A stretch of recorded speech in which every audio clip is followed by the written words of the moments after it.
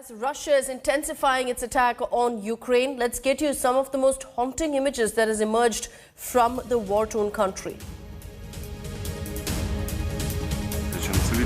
Russian ground forces continue to attack Ukrainian cities. Images on your screen are from Marnika city in the Donetsk region, where several houses are burnt due to the shelling and destroyed to ashes.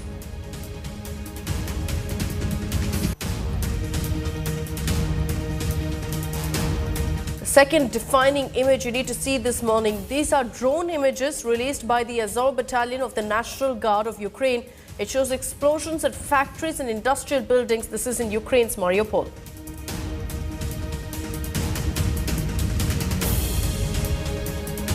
To understand really the intensity of Russian attacks, these images are on your screens are from Kyiv's Obolon district, where two buildings and a truck can be seen completely gutted in a fire. The fire was put out after 2 hours.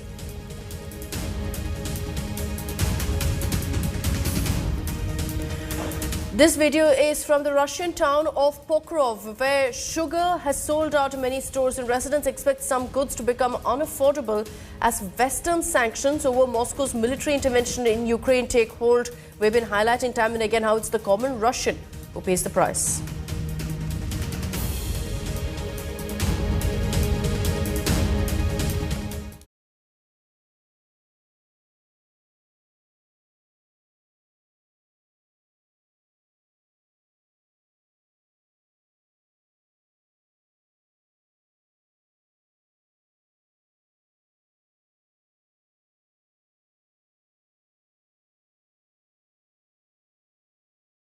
"28 days now that this war has raged on in Ukraine, but clearly Ukrainians are not giving up. Its troops were able to gain control over an extremely important, strategically important suburb region of its capital Kyiv, which has been bruised and battered by Russian pounding in a 4-week-long war.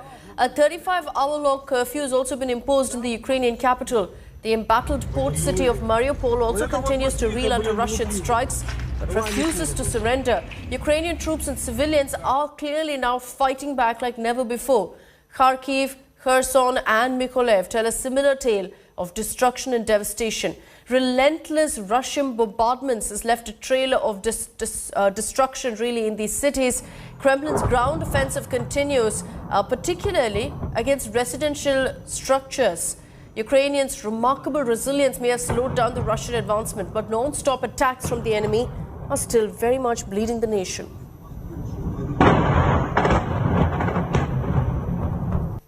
One of the cities that we've been focusing on is the city of Kherson. It's an urban hub, and it's one of the first cities to be allegedly captured by Russian troops. But citizens of this city continue to put up remarkable resilience against Russian forces. They were seen hitting the streets, protesting against Putin, and then they were openly fired at.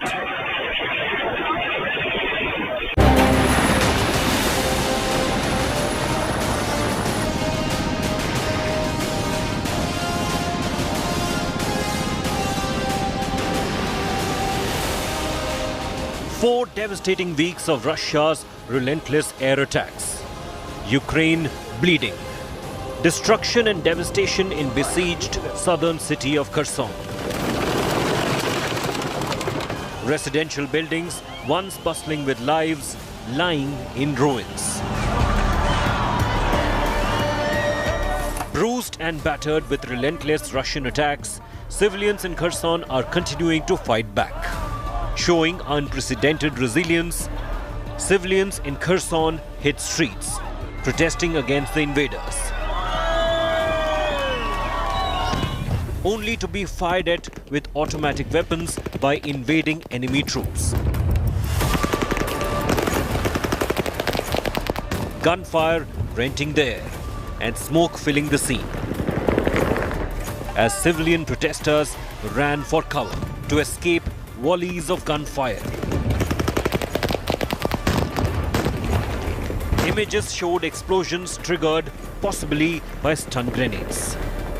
It is reported that protesters were protesting today against the Russian occupation in the Independence Square of Kherson city. When they were protesting, when the peaceful march was being taken out in the Freedom Square in Kherson city, it is reported that Russian troops have fired on these protesters, peaceful protesters, and have used stun grenades to disperse them. A lot of people have been injured, and there are reports that people might have even died, though none of these figures have been confirmed or verified by any of the authorities so far. To Kherson, where we saw slaves shooting at free people, slaves of propaganda that replaces their consciousness. 40 million Ukrainians of our state, millions and millions of Ukrainians in the world, we have all seen you stand. We have seen who you are.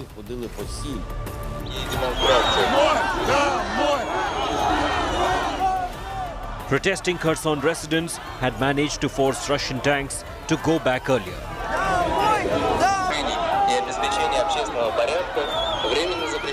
The Russian army had removed the Ukrainian flag from the city administration building days ago, amid heavy resistance from the citizens.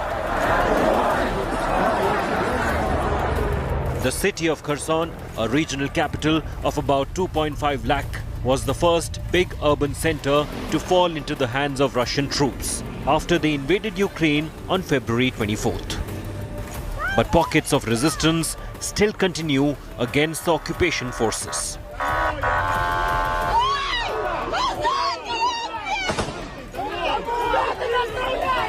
With Rajesh Pawar in Ukraine war zone, Bureau Report, India Today.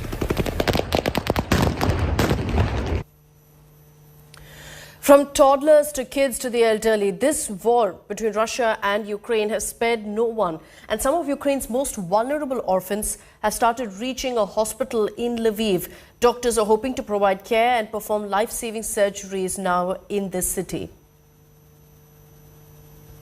4 babies with no parents living in an orphanage had to be rushed to a bomb shelter when the Ukrainian city of Sumy was surrounded by armed forces. Local officials say they were among dozens of orphans who spent 2 weeks in the shelters while the northeastern city was under siege. They reached relative safety at last over the weekend after they were evacuated hundreds of miles west to the Kyiv Heart Centre. Boris Tudorov is a cardiac surgeon at the hospital. All 4 were born earlier this year. Some are 1 month old, others 2 months old. They found themselves on the front line. They found themselves in a situation where they needed help, but there was no one to help them because the fighting had started. Local authorities said late Saturday that there were more than 70 children, including babies and infants, who have spent the past 2 weeks cared for in bomb shelters. Most have been evacuated and transferred to Lviv in the west of Ukraine. But some, like these 4, were too sick to travel.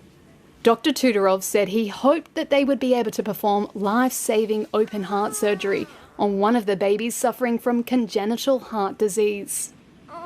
However, this hospital is just 7 miles away from the front line in the suburb of Brovary in Kyiv, and some fear attacks by Russian forces attempting to advance on the city. Russian leader Vladimir Putin calls the war a special military operation to disarm Ukraine and protect it from what he calls Nazis. The West calls this a false pretext for an unprovoked war of aggression. So far, 6 rounds of talks have taken place between Russia and Ukraine. There's no sign of breakthrough whatsoever. Zelensky has again asked Putin to ensure he comes for direct talks to end the conflict, but Putin has shown no signs so far of backing down. The world right now is watching very closely how these talks progress, because that perhaps is the answer to when this war actually ends.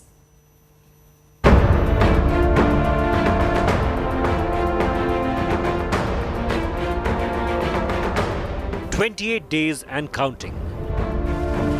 Millions have fled their homes. The human cost continues to mount. The economy is flattened. But there are no signs of an end to this war.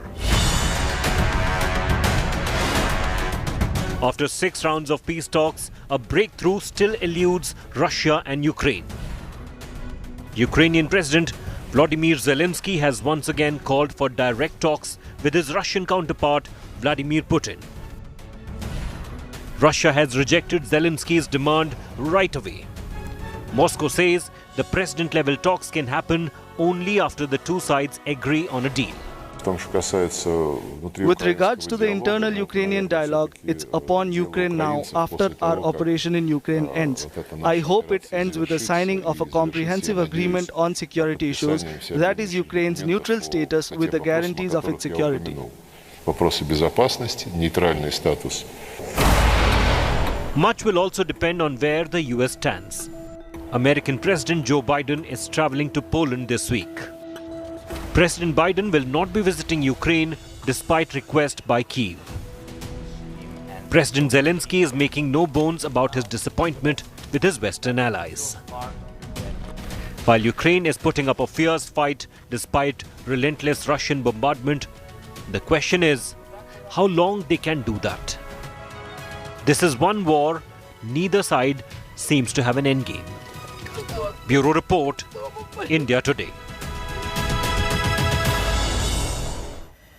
Now, as Russian forces continue to rain missiles on key Ukrainian cities, US President Joe Biden is going to be traveling to Poland at the end of this week. So what really does Biden's visit to NATO member, to an ally, Poland, mean amid this raging war? And what message, importantly, is the US President trying to send out? We decode all of that for you in our next report.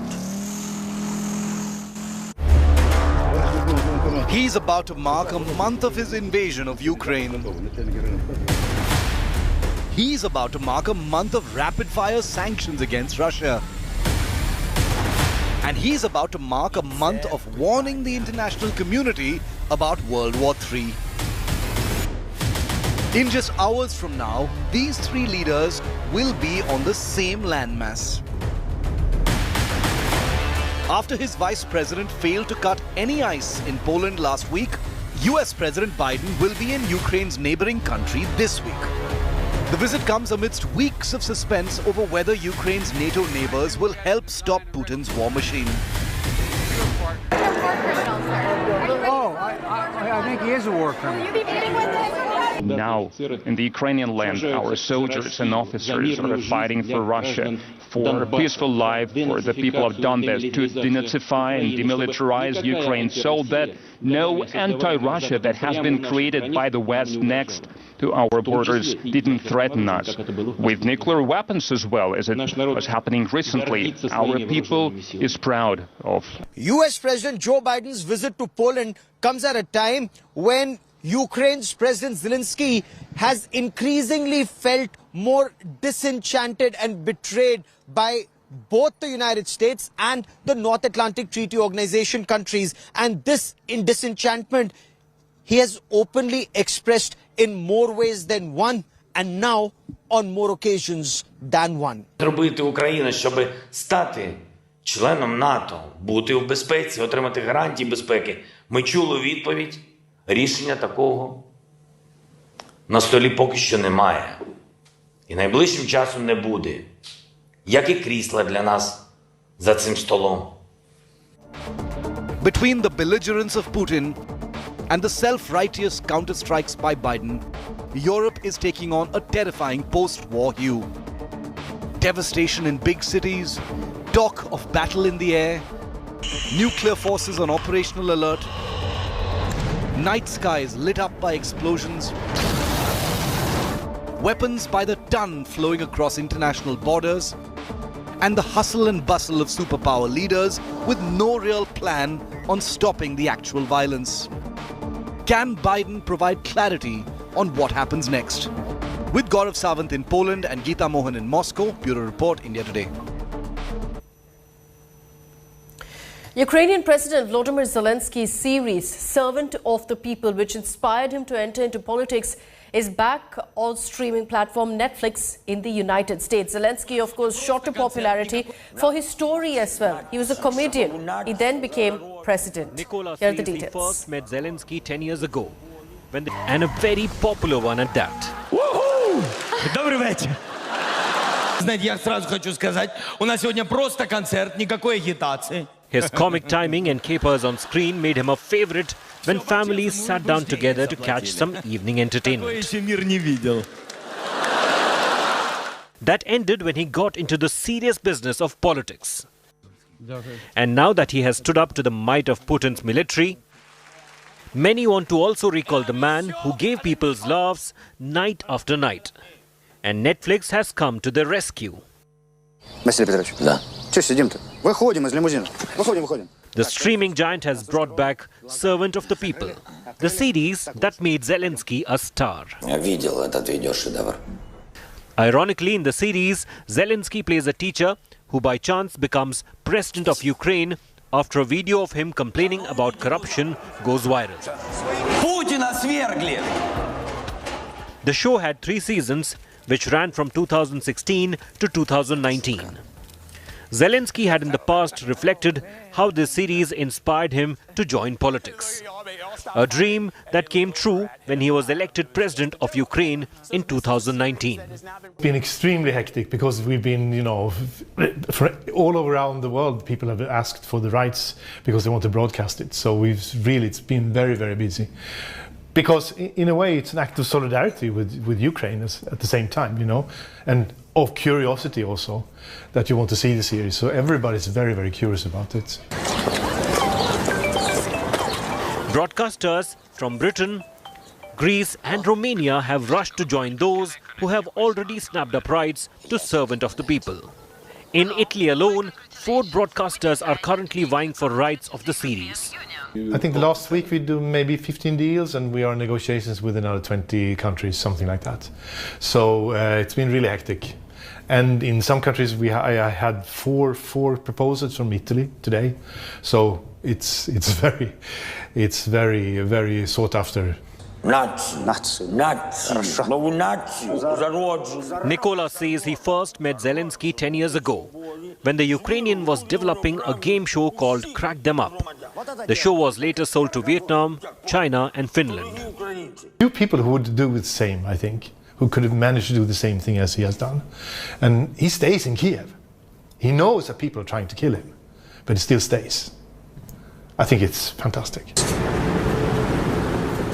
Zelensky is now a global hero. His popularity has soared so much that his pre-war stint has become the top billing in the entertainment industry. Bureau Report, India Today.